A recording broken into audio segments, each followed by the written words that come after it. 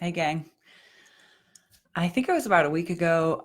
We got together and had some fun. We did a training called Coach Yourself, where I think about, I don't know, 15 or 20 of us got together on the phone and we talked about how to actually coach ourselves rather than needing to go out and get coached. Like, how can I use this tool in my life every day? And it was so much fun. It made me think about the way we tell stories about ourselves and what we could do as a part two to that training.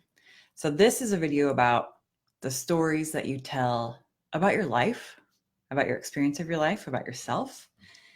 And it is the kind of the mid part to getting to part two of, hey, Sherlita, of Coach Yourself, the training part two. So in the description of this video is the link to get signed up for part two. It's a free training where we're going to take what we learned in Coach Yourself part one, and we're going to take it to the next level and dive deeper and go personally into what we're going to talk about in this video today, which is the stories that you tell, which are the stories that create your life and your experience of your life.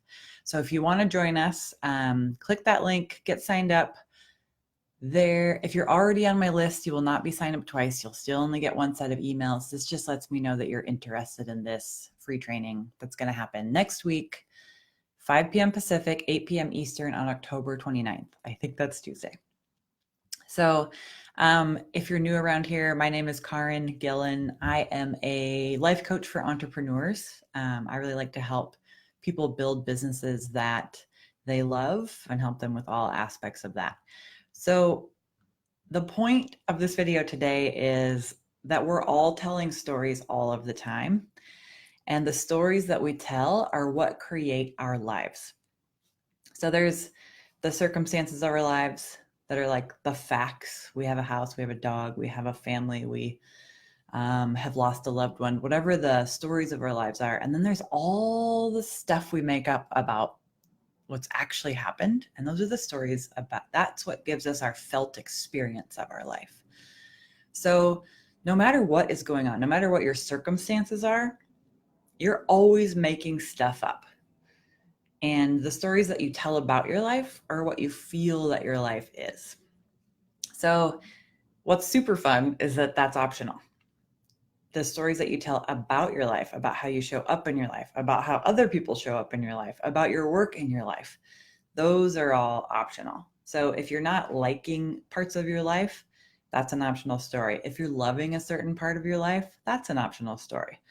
I think what's fun is that this is all neutral, like it doesn't really matter, but you get to play with it, and you get to play with it.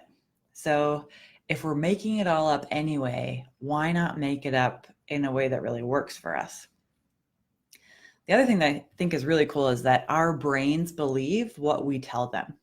Our brains don't necessarily know the difference between the story you tell about your best friend and the reality of your best friend. Your brain just believes what you believe, what you've trained it to believe, and then it grabs evidence for why what the story you're telling yourself about that person is and why that's true. So all of it, it's all optional. It's all fun. Like, life is rich and gorgeous and beautiful, and we get to have as much of it work for us as we want to. And this is just like, let's figure out a way to have more of it work for us, or at least as much as possible. Or let's even open up the door to this possibility, a crack that, like, is this lady saying that the way I feel about my third grade teacher is optional? Because that is what I'm saying. Like, if you're like, here's a great story. Sorry, Dad, I'm not throwing you under the bus, but I'm going to tell a story about you. I think he was a second grader when his second grade teacher, his music teacher, told him not to sing. He hasn't sung, I don't think, a day in his life since he was 7 years old. What if he's a great singer? We don't know. He could have practiced. Like, he could decide to love singing, but he took the story that she told him and he made it the truth. And so for the rest of his life, he's just not a singer. So the story he tells about himself is like, I'm not somebody who sings. Like, I'm not a good singer. That's optional. It's all optional. So if this is resonating for you, or if you're thinking, I might have a story like that I could retroactively edit to have a better outcome. Why don't you just put a emoji in the comment section? Because I'm curious. You don't have to tell us your deep, dark stories, but if you put an emoji, I know that I'm talking to my people because I certainly have these stories. Okay. So the main thing is stories are not the facts, they're stories. And as humans, we are narrators. I think the best way to prove this to be true to ourselves is you just get a couple facts and then the story you make up about it. So if I say dog, car going 70 miles an hour, roadside, you just made up a story in your mind, because what we do is we take little pieces of information, little facts, little circumstances, and we narrate them into something. But what I noticed is when I was driving down the road 70 miles an hour, I saw the most gorgeous dog parked in the back of a car on the roadside. Is that the story you told yourself? Probably not, because we're different and we have different life experiences. Yeah. So what we do with the tiny tidbits of facts and information is really powerful and is what creates our life. So we're just going to shake a few things loose and see what comes out for you and see if you might be able to change up a few stories. All right. So why bother knowing this?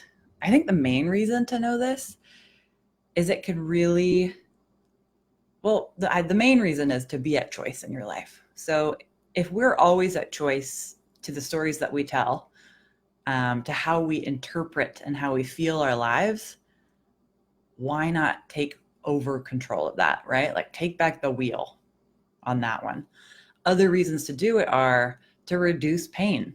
You do not have to feel bad every time you think about something. If the story that you're telling about something is horrible, you can tell a different story without it being lying to yourself.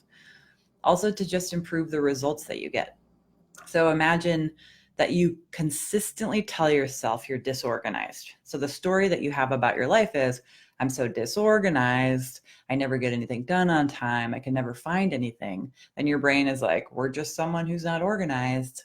Why bother remembering where I put my keys? I'm not organized, so I shouldn't remember that. So if the story of your life is getting in the way of you living the way you want to live, that's a great place where we can shake some of this up. The other reason is just to make the changes you want to make. So if you want to become a fitness competitor, good for you. But you might have to tell a different story that right now you're a couch potato. The person who's a fitness competitor has a pretty strong story that they're really fit. There's someone who always goes to the gym. There's someone who works out all the time. There's someone who only eats food for fuel. So what's the difference between the story they tell themselves every day and the story you tell yourself every day? Sort of a funny example. So I want to give you an example from my real life just last week. Here's the terrible story, and I'm just going to tell you this fictional tale from my life. It is 2 days before I am supposed to go to Toronto, which is in Canada. I live in the United States in Oregon. So you need a passport. I go to get my passport. I decide to look at it for some other reason to see if it's expired. I would not have looked at it just to go to Canada, because in my mind, the story I had been telling myself is that my passport is good until I'm 40. I'm 38, so I've got some time. But I had to look at it for this other reason. And guess what? My passport was not telling itself the same story I was telling myself, and it expired last month. So here I am 2 days away from going to Canada and my passport's expired. And if I don't have one, I can't go. So I have a lot of options here. So here's the optional story. This is terrible. I can't go. I'm going to waste all this money. I'm going to have to fly to Seattle to the passport office. It's going to be hard. They're going to charge me a lot more than if I had done it on time. I should have just done it this summer when I did my husband's and my daughter's with them. What's wrong with me? I can't believe I could beat myself up. I could conjure up shame and disappointment and regret and just terrible feelings. I could decide to cancel my trip and just not go. And I could do all of that stuff.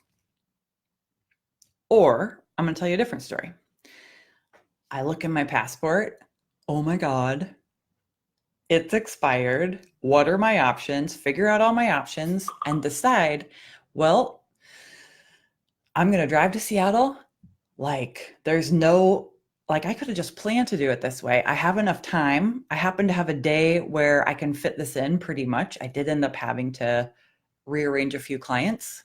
That's maybe that was perfect for them. I don't actually know. And I'm going to pack up my car after clients for the day. I'm going to go spend the night with two people at their house that I really like, see some friends.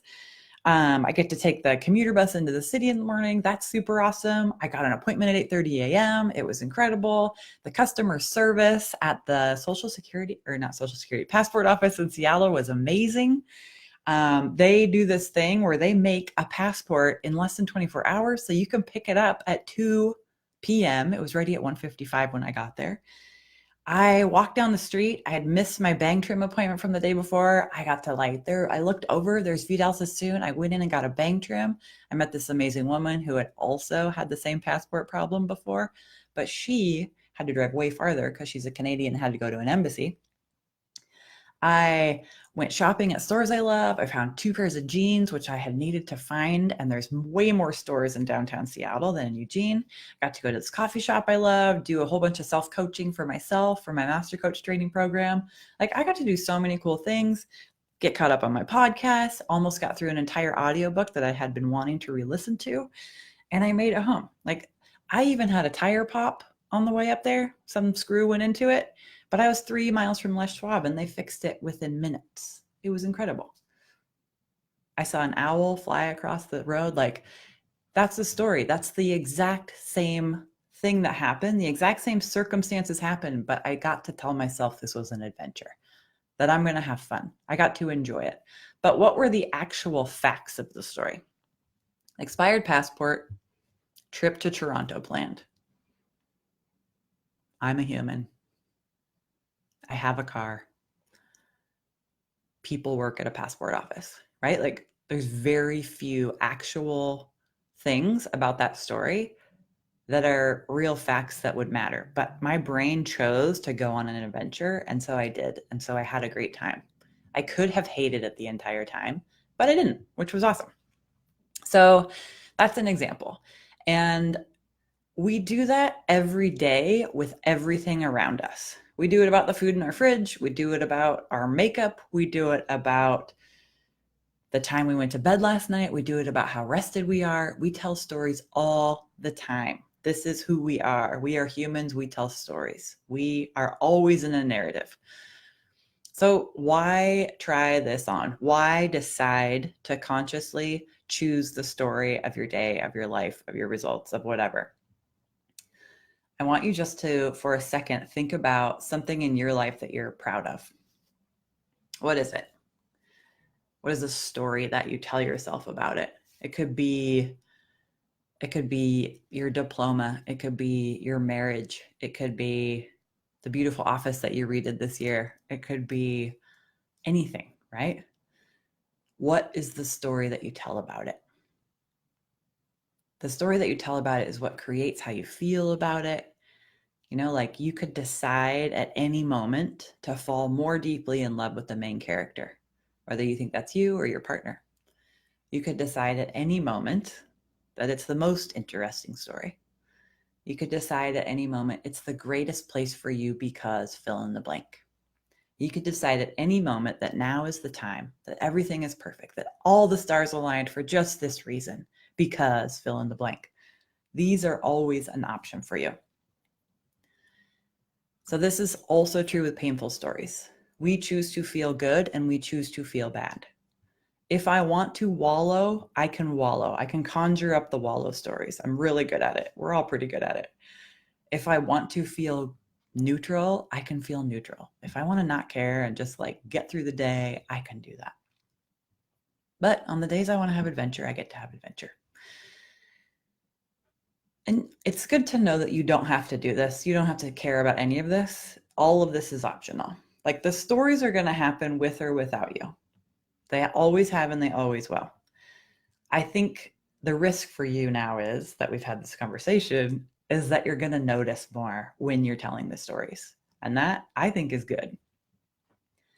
So notice when you're creating a melodrama in your mind, is that the type of movie you want to be in right now?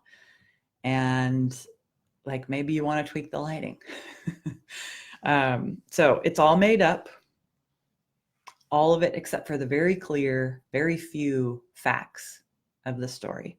And so I think that's the best place to start is when you're in a really amazing feeling and you're like, my God, this is the life I get to live. Notice what you're thinking about your life and keep those thoughts, right? Remember those and conjure them up again, maybe on a day where you're kind of feeling a little bit like wallowing. Because if it's all optional, why not do it like this? Why not just tell your brain to enjoy itself a little bit more? Okay, so your stories are your life. Our lives are what we think about ourselves and our experiences. That's what they are, right? Because if all we ever have is this one day that we're living, I can't go back and access anything in the past. And I can't get to the future without going to sleep and being in tomorrow, and then it's the future again. So whatever. This is it. The only thing I have the power to control, to maneuver, to whatever, is how I think about what has happened and how I'm going to think about what has happened. That's the place where I get to be at choice. And so that's what I want to empower you with.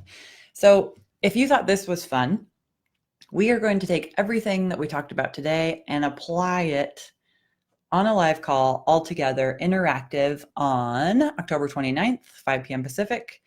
If you can't come, it's okay. I'm going to send out a replay so you'll be able to have all the information and you'll get to see examples of other people's and you can apply it there. So we're going to play with your brain and your life in a way that works for you. And we're just going to see like what comes up and what's possible. And yeah, so there is a link in the description of this video. Go ahead over there, up there, or whatever. Grab that, get signed up. You'll get the first Coach Yourself training in your inbox, and then you'll get this one. You get the invitation to this call. If it is after this call, you will get the replay right away.